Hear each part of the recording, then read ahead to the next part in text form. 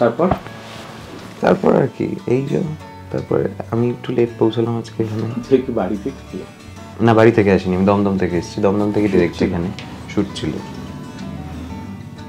ছিল দেখি আমার চুলটার একটা বিচ্ছিরি অবস্থা আর কি। খাওয়া দাওয়া হয়ে গেছে?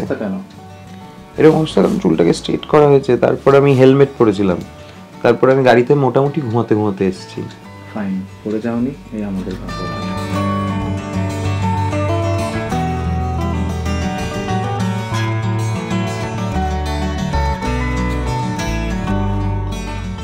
সিনেমা ফর আ কজ তাদের ইনিশিয়েটিভ একটা শর্ট ফিল্ম ছোঁয়া, তাতে আমি অভিনয় করছি। এদের সাথে আমার এই প্রথম কাজ।